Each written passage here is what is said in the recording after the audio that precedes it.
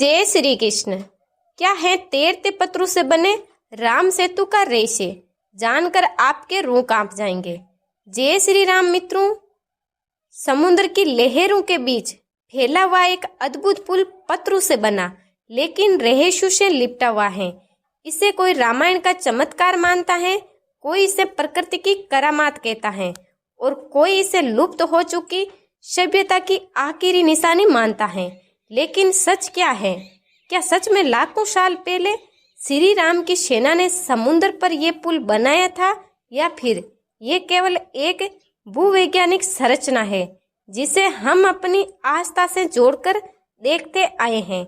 जरा सोचिए, हजारों किलो वजन वाले पत्थर जिनमें रहस्यमय छेद बने हुए हैं, ऐसे छेद मानो उन्हें रस्सियों से बांधा गया हो। ये पत्थर उस इलाके के नहीं है, मतलब इन्हें कहीं दूर से लाकर यहाँ रखा गया था। लेकिन सवाल यह है कि बिना मशीनों, बिना कण, बिना जहाजों के आखिर कैसे इतने सारे पत्थरों को यहाँ लाया गया होगा? क्या किसी शक्ति ने इन्हें समुद्र के बीच पहुंचाया? और हैरानी यहीं खत्म नहीं होती। समुद्र वैज्ञानिकों ने राम सेतु के नीचे जमगनेटिक एनोमेलीज खोजी हैं, यानी यहाँ धरती का चुंबकीय संतुलन बिगड़ जाता है। कंपास की सुई अचानक दिशाएं बदलने लगती है। मछुआरे कहते हैं कि जैसे ही नाव राम सेतु के करीब पहुंचती है, समुद्र की लहरें मानो आदेश मानकर शांत हो जाती हैं और कई बार रात के अंधेरे में समुद्र से नीली रहस्यमयी रोशनी निकलती है। क्या ये महज इत्तेफाक है या फिर यहाँ कोई अदृश्य ऊर्जा काम कर रही है? क्या राम सेतु केवल पत्थरों का पुल है या ये किसी गुप्त शक्ति का द्वार? तमिलनाडु के संगम साहित्य में लिखा है कि राम सेतु का पास कभी एक विशाल सभ्यता बसी थी जो उस समय के साथ समुद्र में समा गई। विदेशी शोधकर्ता मानते हैं कि राम सेतु केवल एक धार्मिक प्रतीक नहीं बल्कि उस खोई हुई सभ्यता का आखिरी सबूत है। अगर ये सच है तो इसका मतलब है कि रामायण सिर्फ महाकाव्य नहीं बल्कि इतिहास का वास्तविक पन्ना है। पुराणों में भी लिखा है, जब कलयुग अपने चरम पर पहुंचेगा, समुद्र अपने रहस्यों को उजागर करेगा। कभी पैदल पार किया जाने वाला ये पुल आज समुद्र की लहरों में धीरे धीरे दबता जा रहा है। क्या ये संकेत है कि हम एक बड़े परिवर्तन के दौर में प्रवेश कर रहे हैं? राम सेतु ये केवल आस्था और भक्ति का प्रतीक नहीं, ये है आस्था बेनाम विज्ञान की जंग का मैदान, मानव सभ्यता की सबसे गहरी पहेली और शायद आने वाले भविष्य की चेतावनी। तैयार हो जाइए, क्योंकि आगे जो सच आप जानेंगे वह आपकी सोच, आपकी आस्था और आपकी समझ तीनों को झकझोर देगा। तो चलिए दोस्तों, कमेंट में जय श्री राम लिखकर इस अद्भुत और रहस्यमय सफर की शुरुआत करते हैं। राम सेतु रामेश्वर से लेकर श्रीलंका के मानदप तक लगभग 30 किमी लंबा पुल है और ये आज भी मौजूद है। समुद्र की सतह के ठीक नीचे कहीं घुटनों तक, वहीं पूरी तरह पानी में डूबा हुआ। इसमें पत्थर एकदम सीधी रेखा में बिछे हुए हैं, मानो किसी ने नाप तोल कर समुद्र पर एक राजमार्ग खड़ा कर दिया हो। और यहीं से एक सवाल उठता है कि क्या ये किसी भूवैज्ञानिक प्रक्रिया से बना प्राकृतिक निर्माण है या फिर सचमुच वही पुल है जिसे भगवान श्री राम ने अपने वानरों और नल नील की मदद से बनाया था? आज भी उपग्रह से ली गई तस्वीरें दिखाती हैं कि समुद्र के नीचे ये सीधी संरचना मौजूद है। जियोलॉजिकल सर्वे ऑफ इंडिया की रिपोर्ट कहती है कि ये संरचना लाखों साल पुरानी हो सकती है, लेकिन पत्थरों और रेत की परतों को देखकर यह भी साफ होता है कि इसे किसी ने कृत्रिम रूप से बनाया होगा। विदेशी इसे एडमस ब्रिज कहते हैं, क्योंकि उनका मानना था कि आदम इसी रास्ते से स्वर्ग से धरती पर उतरे थे। लेकिन भारत में इसे हमेशा से राम सेतु कहा गया है, क्योंकि ये सेतु सिर्फ दो देशों को नहीं बल्कि दो युगों को, दो ध्रुवों को और मानव और ईश्वर के बीच की दूरी को जोड़ता है। धार्मिक दृष्टिकोण से देखा जाए तो त्रेता युग का समय था। माता सीता का रावण द्वारा हरण हो चुका था और वे उन्हें अपने पुष्पक विमान में बैठाकर लंका ले गया था। श्री राम जब लंका पहुंचे तो उनके सामने असीम सागर फैला हुआ था। समुद्र इतना विशाल था कि दूर तक केवल जल ही जल दिखाई देता था। एक ओर भारत की धरती थी और दूसरी ओर लंका द्वीप। दोनों के बीच ये अथाह समुद्र श्री राम और उनके उद्देश्य के बीच खड़ा था। श्री राम के साथ विशाल वानर सेना थी। सेना की संख्या लाखों में थी, परंतु समुद्र पार करना असंभव सा प्रतीत हो रहा था। ऐसे में श्री राम ने सबसे पहले समुद्र से मार्ग प्राप्त करने का प्रयास किया। वे समुद्र तट पर बैठे और 3 दिन तक ध्यान करते रहे। उनकी प्रार्थना थी कि समुद्र उनके लिए रास्ता खोल दे।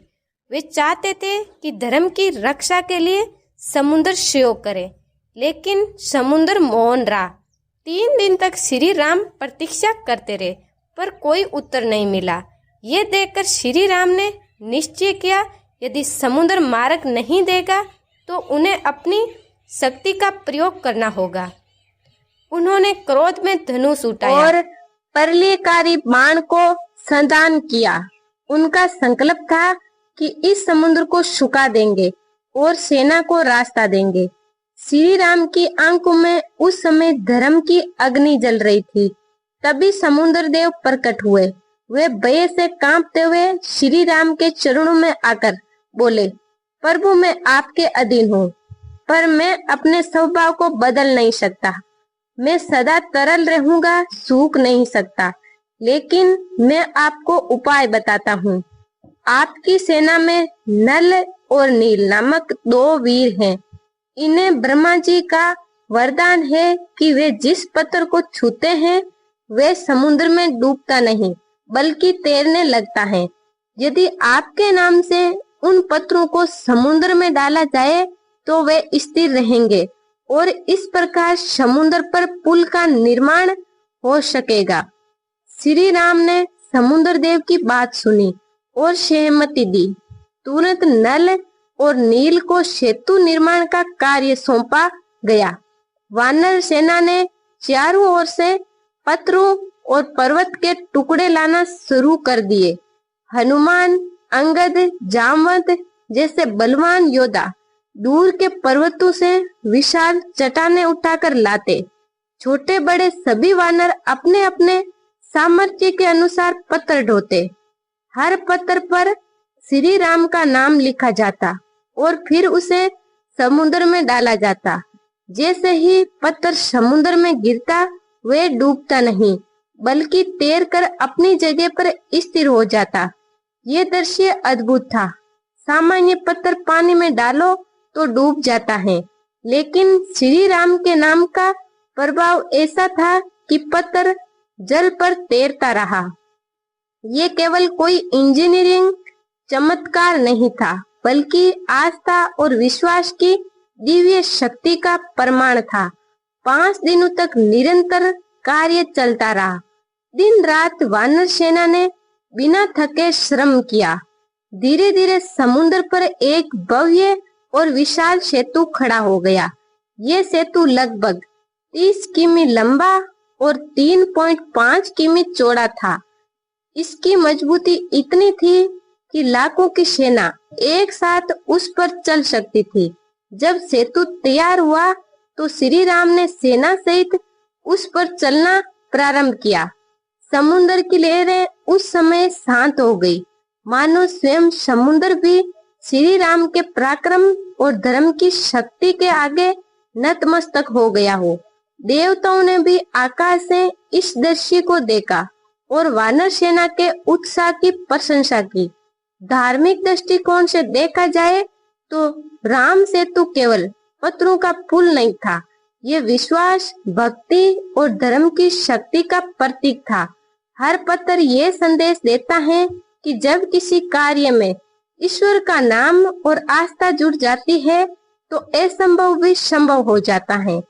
श्री राम का ये सेतु धर्म और अधर्म की सीमा रेखा भी था।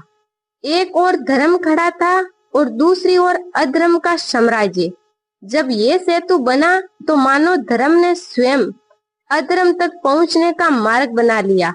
वानर सेना की निष्ठा और त्याग भी इस कथा का अमूल्य पहलू है। हर वानर चाहे छोटा हो या बड़ा, उसने अपनी पूरी क्षमता से योगदान दिया। किसी ने छोटा पत्थर उठाया, किसी ने विशाल पर्वत, परंतु हर किसी के मन में यही भाव था कि वे प्रभु श्री राम के कार्य में लगे हैं। यही समर्पण और एकता थी जिसने समुद्र पर सेतु का निर्माण संभव कर दिया। हजारों वर्षों बाद भी राम सेतु आस्था का प्रतीक बना हुआ है। समुद्र की लहरें चाहे कितनी ही बार उठी हो, भूकंप आए हो, ज्वार भाटा आए हो, लेकिन ये सेतु आज भी समुद्र के भीतर विद्यमान है। चलिए अब जानते हैं कि राम सेतु का वैज्ञानिक दृष्टिकोण क्या कहता है। साल 2002 में अमेरिकी की अंतरिक्ष संस्था नासा ने अपने उपग्रह से समुद्र की तस्वीरें ली। तस्वीरें देखकर सब कुछ हैरान रह गए। भारत के रामेश्वर से लेकर श्रीलंका तक समुद्र के बीचों बीच एक लंबी सीधी लकीर दिखाई दी। ये लकीर लगभग 30 किमी तक फैली हुई थी। वैज्ञानिकों ने कहा ये कोई साधारण प्राकृतिक संरचना नहीं लगती। समुद्र में आमतौर पर सब कुछ टेढ़ा मेढ़ा हो जाता है, लेकिन ये संरचना इतनी सीधी है और जुड़ी हुई थी मानो किसी ने पहाड़ी पर सड़क बना दी हो। भारत के वैज्ञानिक भी पीछे नहीं रहे। उन्होंने गोताखोरों और समुद्र में भेजा। गोताखोरों ने देखा कि ऊपर बड़े बड़े पत्थर रखे हुए हैं और उन्हें पत्थरों के नीचे रेत और शंख की परतें मौजूद हैं। अब सोचिए, अगर ये प्राकृतिक होता तो पत्थर सीधे समुद्र की जड़ में जुड़े होते, लेकिन यहाँ तो लगता है मानो पहले आधार बनाया गया हो और फिर उसके ऊपर पत्थर सजाए गए हो। बिल्कुल वैसे ही जैसे घर बनाते समय पहले नींव डाली जाती है, फिर ईंटें रखी जाती हैं। वैज्ञानिकों ने भी जानने की कोशिश की कि ये सेतु कितना पुराना है। अलग अलग परीक्षणों में इसकी उम्र 7000 साल निकाली, लेकिन रामायण के अनुसार ये घटना तो लाखों साल पहले हुई थी। तो बड़ा सवाल खड़ा होता है, अगर ये सचमुच श्री राम ने बनाया था तो क्या ये सेतु उतना ही पुराना है या फिर समुद्र की बदलती परतों ने इसकी असली उम्र को छुपा लिया है? क्योंकि समुद्र कभी एक जैसा नहीं रहता। लहरें, तूफान, भूकंप और ज्वार भाटा उसकी सतह को बदलते रहते हैं। संभव है कि असली सेतु लाखों साल पुराना हो, लेकिन ऊपर की परतें नहीं हो। इसीलिए वैज्ञानिकों को इसकी सही उम्र नहीं मिल पा रही। रामेश्वर और श्रीलंका के पास आज भी ऐसे पत्थर मिलते हैं जो पानी में डूबते नहीं बल्कि तैरते रहते हैं। लोग इन्हें राम नाम वाले पत्थर मानते हैं। विज्ञान कहता है कुछ पत्थरों के भीतर छोटे छोटे छेद होते हैं, इनमें हवा भर जाती है और वे पानी पर तैरते हैं। लेकिन कठिनाइयां ये है कि ऐसे पत्थर केवल ज्वालामुखी वाले इलाकों में बनते हैं, जबकि भारत और श्रीलंका के इस हिस्से में कभी कोई ज्वालामुखी नहीं रहा। तो फिर सवाल उठता है, ये तैरते पत्थर यहाँ आए कहाँ से? इसका उत्तर आज तक विज्ञान नहीं दे पाया। जब वैज्ञानिकों ने सेतु और नजदीक से देखा तो पाया कि पत्थर एकदम सीधी लाइन में रखे हुए हैं। उनका आकार और मोटाई भी लगभग समान है। कहीं कहीं पत्थरों के बीच रेत भरी हुई है, मानो उन्हें तोड़ने का काम किया गया हो। ये देखकर लगता है कि ये सेतु जानबूझकर बनाया गया है। लेकिन फिर वही सवाल खड़ा होता है, हजारों साल पहले इंसान इतनी बड़ी इंजीनियरिंग कैसे कर सकता था? विज्ञान कहता है तब लोग केवल छोटे छोटे औजार ही बना सकते थे। इतना विशाल पुल उनके लिए असंभव था। पर यदि रामायण पर विश्वास करें तो ये वही कार्य है जो नल और नील ने किया था। उनके पास वरदान था कि उनके फेंके हुए पत्थर समुद्र में डूबते नहीं थे। वानर सेना ने मिलकर पत्थर जोड़े और इस अद्भुत पुल का निर्माण किया, और यही कारण है कि आज भी ये रहस्य बना हुआ है। कुछ वैज्ञानिक कहते हैं ये पूरी तरह प्राकृतिक है, कुछ कहते हैं ये इंसानों ने बनाया है, और कुछ मानते हैं ये आधा प्राकृतिक और आधा मानव निर्मित है। जितनी बार विज्ञान इसे समझने की कोशिश करता है उतना ही उलझ जाता है, क्योंकि विज्ञान सबूत ढूंढता है और धर्म आस्था पर चलता है, और राम सेतु आज भी दोनों को चुनौती देता है। चलिए अब जानते हैं राम सेतु का ऐतिहासिक रहस्य। राम सेतु का इतिहास केवल धार्मिक ग्रंथों या विज्ञान की किताबों में ही नहीं मिलता, बल्कि दुनिया की अलग अलग सभ्यताओं और यात्रियों के लेख में भी इसकी छाप दिखाई देती है। और यही इसे और भी अद्भुत बनाता है, क्योंकि जो यात्री एक दूसरे को कभी जानते तक नहीं थे, वे भी इस रहस्यमय सेतु का जिक्र अपने अपने लेखों में करते रहे। ये साफ बताता है कि राम सेतु सिर्फ एक कहानी नहीं, बल्कि इतिहास का जीवित हिस्सा है। सैकड़ों साल पहले जब समुद्री यात्राएं बेहद कठिन होती थी, अरब देशों के व्यापारी जब अपने जहाजों से भारत और श्रीलंका तक आते तो उन्होंने समुद्र के बीच एक लंबी उथली श्रृंखला देखी, जैसे कोई रास्ता बना हो। अपने यात्रा वृत्तांतों में उन्होंने लिखा कि ये स्थान बेहद रहस्यमय है। कुछ अरब यात्री तो यहाँ तक लिखते हैं कि समुद्र इतना उतला था कि लोग कभी कभी पैदल भी पार कर सकते थे। सिर्फ अरब ही नहीं, यूनानी और रोमन यात्रियों ने भी इसका जिक्र किया। यूनानी लेखक मेगास्थनीज और बाद के अन्य लेखकों ने इसे भारत और श्रीलंका के बीच बने एक प्राकृतिक पुल के रूप में दर्ज किया। उनके लिए ये समुद्र का सबसे बड़ा आश्चर्य था, और तभी से ये विश्वास जुड़ गया था कि यही वे सेतु है जिसे भगवान श्री राम और उनकी वानर सेना ने बनाया था। सबूत सिर्फ यात्रियों तक ही सीमित नहीं है, पुराने मानचित्र भी यही कहानी कहते हैं। 16वीं और 17वीं शताब्दी के यूरोपीय नक्शों में भारत और श्रीलंका के बीच एक पतली सी रेखा हमेशा बनी मिलती है। वही रेखा थी राम सेतु। पुर्तगाली और ब्रिटिश यात्रियों ने भी इसे दर्ज किया और इसे नाम दिया एडम्स ब्रिज। अब सोचिए, अगर ये केवल एक काल्पनिक कहानी होती तो विदेशी यात्रियों और नक्शों में बार बार क्यों दिखाई देती। जब भारत पर अंग्रेजों का शासन आया तो राम सेतु उनके लिए भी एक बड़ी चुनौती बन गया। उनकी कोशिश थी कि इस जगह को काटकर एक गहरा चेन बनाया जाए, ताकि जहां सीधे भारत और श्रीलंका के बीच से निकल सके। लेकिन मुश्किलें सामने आ गई। एक तरफ तो तकनीकी दिक्कतें थी, पत्थरों और रेत का जमाव इतना गहरा था कि काटना असंभव लग रहा था, और दूसरी तरफ था डर, क्योंकि ये स्थान भारतीयों के लिए आस्था का प्रतीक था। अगर अंग्रेजों ने इसे नुकसान पहुंचाया तो पूरे देशों में भारी विरोध खड़ा हो सकता था। आखिरकार उनकी ये योजना अधूरी रह गई। आजादी के बाद भी ये बेस रुकी नहीं। भारत सरकार ने एक बार सोचा कि यहाँ चैनल बनाकर जहाजों का रास्ता खोल जाए।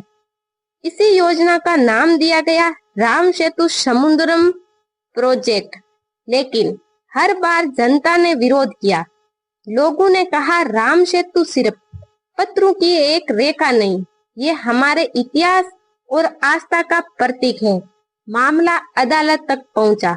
वैज्ञानिकों और विशेषज्ञों को बुलाया गया। किसी ने कहा कि ये प्राकृतिक है, किसी ने कहा मानव निर्मित है, तो किसी ने कहा ये दोनों का मिश्रण है। लेकिन सच ये है, चाहे विज्ञान कुछ भी कहे, लाखों करोड़ों और लोगों के लिए ये वही सेतु है जिसे श्री राम ने स्वयं बनाया था। समय बदला, साम्राज्य उठे और गिरे, यात्री आए और चले गए, लेकिन समुद्र की लहरों के बीच ये सेतु अमर खड़ा रहा। आज भी ये हमें याद दिलाता है कि श्री राम की कथा केवल ग्रंथों तक सीमित नहीं है। उस कथा के निशान आज भी इस धरती और समुद्र में जीवित हैं। चलिए अब जानते हैं राम सेतु के कुछ चौंकाने वाले रहस्यों को। राम सेतु सिर्फ पत्रों की एक लाइन नहीं है, ये धरती पर मौजूद उन गिनचने चमत्कारों में है जिनके बारे में जितना गहराई से सोचो उतने ही रहस्य खुलते जाते हैं। इसका पहला रहस्य है सीधी रेखा का चमत्कार। सामान्यतः समुद्र के भीतर बनने वाले रेत, पट्टी या टापू कभी सीधे नहीं होते, वे हमेशा टेढ़े मेढ़े टुकड़ों में बिखरे या गोलाकार दिखाई देते हैं। लेकिन राम सेतु मानो किसी ने पैमाना लेकर खींच दिया हो। पूरे 30 किमी तक फैली एकदम सीधी रेखा। नासा की सैटेलाइट तस्वीरों ने इसे साफ साफ दिखाया और वैज्ञानिकों ने भी माना प्रकृति इतनी लंबी सीधी रेखा नहीं बना सकती। दूसरा रहस्य यहाँ के अजीब पत्थरों का। गोताखोरों ने जब राम सेतु से पत्थर निकाले तो पाया कि ये आसपास की मिट्टी या रेत से मेल नहीं खाते और कई पत्थरों के भीतर छोटे छोटे छेद थे। ये पैमान जैसे दिखाते थे, यानी वे पत्थर जो ज्वालामुखी से निकलते हैं और हल्के होकर पानी में तैरने लगते हैं। लेकिन हैरत की बात यह है कि इस इलाके में कभी कोई ज्वालामुखी रहा ही नहीं, तो फिर ये पत्थर आए कहां से? तीसरा रहस्य है यहाँ समुद्र की गहराई का। राम सेतु के आसपास समुद्र की गहराई अचानक बहुत ज्यादा नहीं है, बल्कि लगातार 2 से 5 मीटर तक की उथला रहती है। सामान्यतः समुद्र किनारे से दूर जाते ही गहरा होता जाता है, लेकिन यहाँ तो मानो किसी ने पूरा रास्ता सोच समझकर समतल बना दिया हो। यही वजह थी कि प्राचीन काल में लोग पैदल भी इसे पार कर पाते थे। चौथा रहस्य है सेतु की अद्भुत मजबूती का। हजारों साल से समुद्र की लहरें, आंधियां, तूफान लगातार इस सेतु पर चोट कर रहे हैं। भूकंप आए, सुनामी आए, यहाँ तक कि 10,964 की धनुष की तबाही भी आई, लेकिन राम सेतु आज भी इकी खड़ा है। यही मजबूती किसी साधारण इंजीनियरिंग से कहीं परे लगती है। एक और रहस्य ये है कि बहुत से विद्वानों का मानना है कि राम सेतु केवल समुद्र पर बना पुल नहीं, बल्कि समय का पुल भी है। ये सेतु हर युग में मनुष्य को याद दिलाता है कि धर्म ही सबसे बड़ी ताकत है। जब तक धर्म जीवित रहेगा तब तक ये सेतु भी रहेगा, लेकिन जब धर्म लगभग लुप्त हो जाएगा तभी ये सेतु भी दुनिया से लुप्त होगा। कुछ साधु संत तो यहाँ तक कहते हैं कि ये राम सेतु का टूटना ही कलयुग का अंतिम बुलबुल होगा। जैसे ही ये पूरी तरह समुद्र में समा जाएगा, उसी के साथ कलयुग का पटाक्षेप होगा और एक नए युग का आरंभ होगा। चलिए अब जानते हैं राम सेतु को लेकर षड्यंत्र और विवादों के बारे में। राम सेतु पर हमेशा से सवाल उठते रहे हैं। एक तरफ करोड़ों लोग इसे भगवान श्री राम की आस्था और इतिहास का अटूट प्रमाण मानते हैं, वहीं दूसरी तरफ कुछ शक्तियां इसे केवल कल्पना या किंवदंती साबित करने पर तुली रहती हैं। लेकिन सवाल उठता है, आखिर ऐसा क्यों? जब नासा की उपग्रह तस्वीरों ने दुनिया को ये दिखाया है कि भारत और श्रीलंका के बीच समुद्र में सचमुच एक पुल जैसी संरचना मौजूद है, तो पूरी दुनिया में हलचल मच गई। भक्तों ने कहाँ देखा, यही तो है राम सेतु। लेकिन इसी समय कुछ ताकतवर समूह और संगठनों ने तुरंत ये प्रचार शुरू कर दिया कि ये बस प्राकृतिक संरचना है, इसमें किसी मानव या दिव्य शक्ति का हाथ नहीं। इतना ही नहीं, भारत में भी राजनीतिक स्तर पर यह विवाद भड़का उठा है।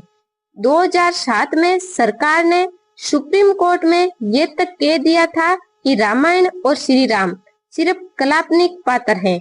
ऐतिहासिक नहीं। सोचिए, जिस देश में करोड़ों लोग हर दिन श्री राम का नाम लेकर जीते हैं, उसी देश में राम को काल्पनिक साबित करने की कोशिश की गई। ये केवल विवाद नहीं था, बल्कि आस्था पर सीधा हमला था। लेकिन असल खेल यहीं समाप्त नहीं होता। दरअसल समुद्र के बीच बना राम सेतु व्यापार और जहाज रानी के लिहाज में भी बहुत अहम जगह है। लंबे समय से एक परियोजना चल रही है, राम सेतु समुद्रम प्रोजेक्ट। इसके तहत समुद्र में एक बड़ा रास्ता खोलना था, ताकि जहाजों को भारत के चारों ओर घूमकर ना जाना पड़े। इस प्रोजेक्ट के लिए राम सेतु को तोड़ना या काटना पड़ता, और यही वजह है कि कई बार वैज्ञानिक रिपोर्ट, रिसर्च और अंतर्राष्ट्रीय स्तर की चर्चाएं इस पुल को लेकर दबाई गई। सोचने वाली बात है, अगर राम सेतु वाकई एक साधारण प्राकृतिक संरचना है, तो इसे तोड़ने को लेकर इतना विवाद क्यों? क्यों वैज्ञानिक रिपोर्टें बार बार जनता तक पूरी तरह नहीं पहुंच पाती? क्यों इस पर खुला रिसर्च रोक दिया जाता है? कहीं ऐसा तो नहीं कि सच सामने आ गया तो पूरी दुनिया को मानना पड़ेगा कि हजारों साल पहले त्रेता युग में भगवान श्री राम ने सचमुच इस अद्भुत सेतु का निर्माण किया था। इसके अलावा एक और षड्यंत्र की परत है। कई अंतर्राष्ट्रीय संस्थाएं नहीं चाहती कि भारत के पास अपने धार्मिक और ऐतिहासिक प्रमाणों को लेकर इतनी बड़ी ताकत हो, क्योंकि अगर राम सेतु को मानव निर्मित और दिव्य साबित कर दिया गया तो ये पूरी दुनिया के इतिहास की धारा बदल देगा। तब पश्चिमी सभ्यता का ये दावा है कि सभ्यता की शुरुआत वहीं से हुई, कमजोर पड़ जाएगा। और यही कारण है कि राम सेतु का सच आज भी पूरी तरह दुनिया से छिपा हुआ है। तो राम सेतु सिर्फ एक पुल नहीं, बल्कि राजनीतिक, व्यापार, धर्म और विज्ञान का अखाड़ा भी बन चुका है। यहाँ आस्था और षड्यंत्र आमने सामने खड़े हैं।